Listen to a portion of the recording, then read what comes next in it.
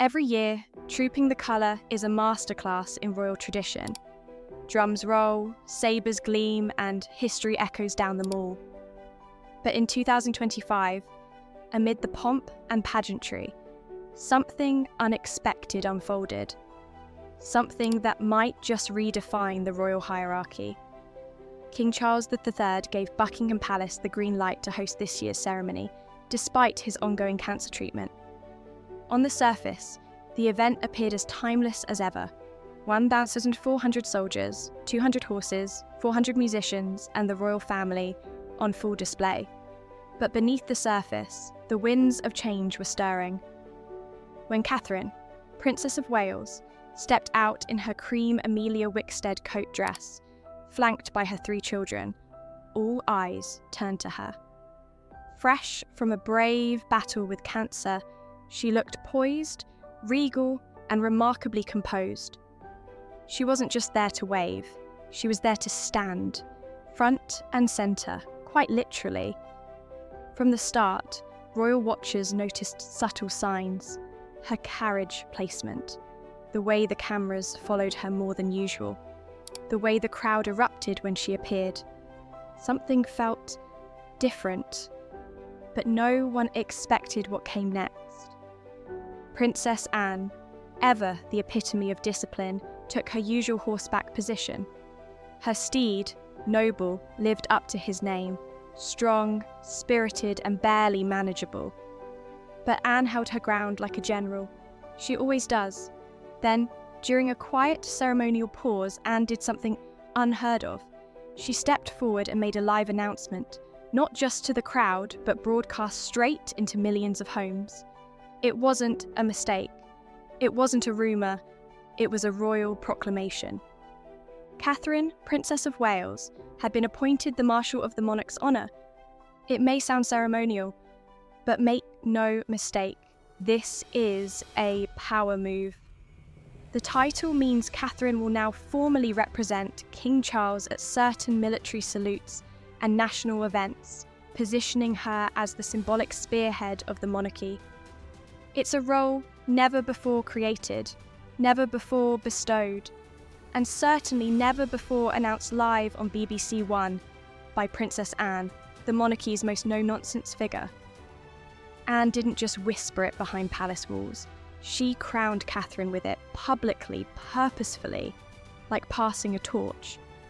And Catherine? She looked momentarily stunned, but then she nodded, smiled, and saluted.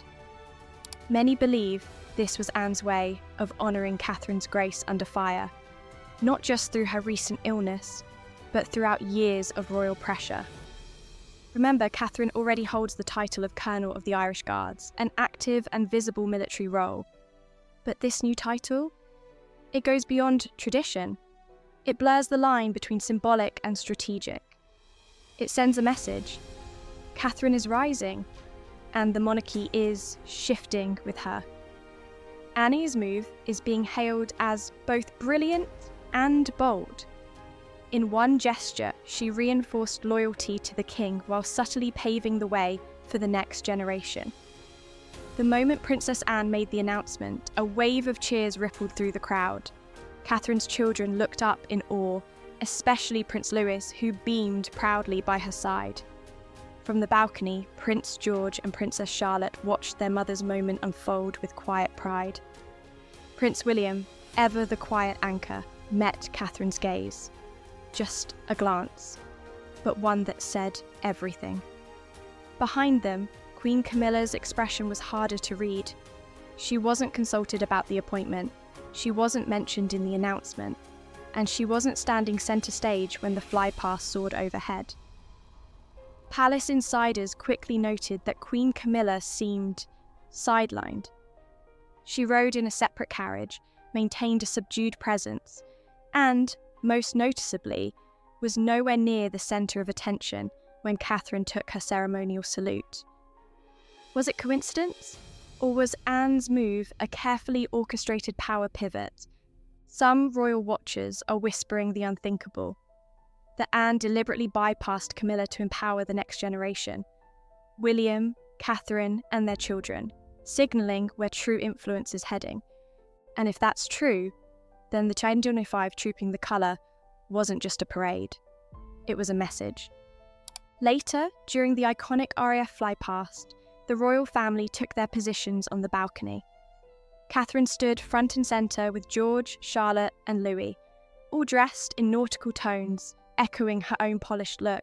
The kids were confident, collected, clearly prepped for the spotlight.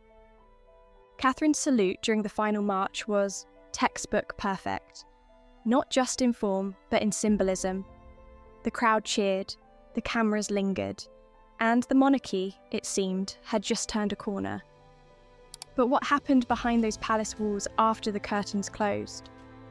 To truly understand the weight of Princess Anne's gesture, we have to look at her relationship with Catherine over the years.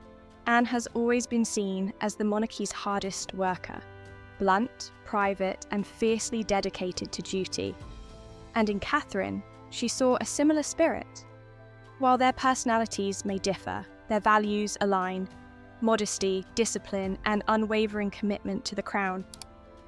Behind closed doors, Anne has quietly mentored Catherine, teaching her the unspoken rules of royal service, the power of presentation, and, perhaps most importantly, how to endure the relentless pressure of public life.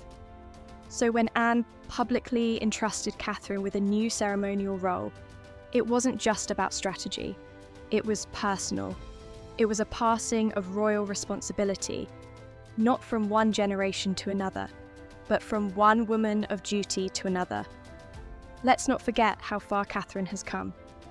There was a time the press branded her weighty Katie, questioning her patience, her background, and even her strength.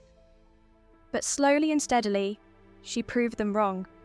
Not with bold moves, but with consistency, class, and quiet resilience. In 2025, after months out of the public eye due to cancer treatment, she returned with a grace that stunned many. At Trooping the Colour, her earrings, Queen Elizabeth II's iconic pearl drops, weren't just accessories. They were a statement, a silent nod to tradition, a reminder that Catherine understands the weight of her role and wears it with pride. With Princess Anne's endorsement, Catherine has crossed a new threshold. No longer just a supportive royal spouse, she's now a leader in her own right. Observers couldn't help but notice how prominently the Wales children were featured this year. George stood tall, mirroring his father. Charlotte echoed her mother's quiet composure. And Louis, once known for his cheeky balcony waves, appeared proudly aware of the moment unfolding around him.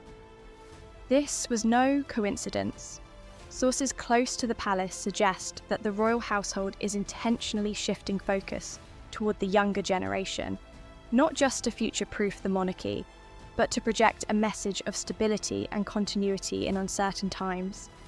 With Catherine stepping up and Anne guiding from behind the scenes, the House of Windsor is showing the world we're prepared for what's next.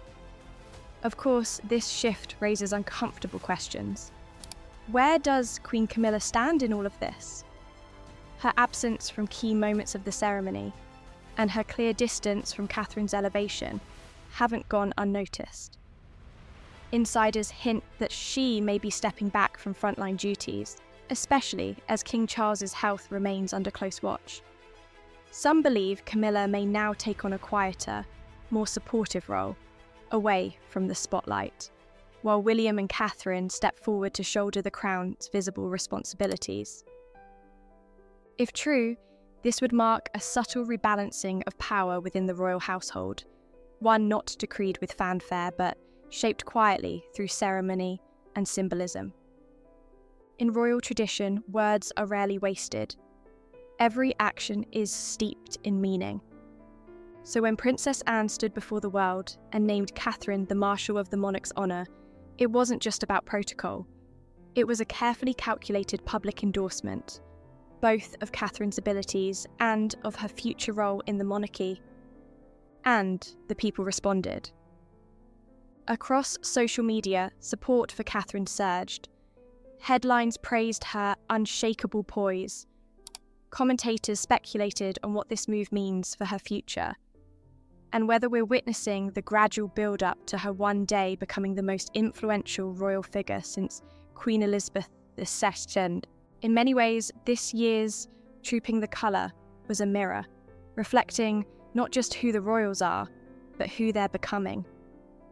The visual centre of gravity shifted, the energy shifted, and even the most formal traditions bent slightly to accommodate a new story, one where Princess Anne, the old guard of royal duty, officially passed the torch to Catherine, the new face of strength, motherhood, and modern monarchy. So, what do you think? Was this just a symbolic moment, or are we witnessing a real shift in royal power? If you enjoyed this deep dive, go ahead and hit that like button. It really helps more royal watchers like you find the video. Got thoughts or theories? Drop them in the comments. I'd love to hear your take.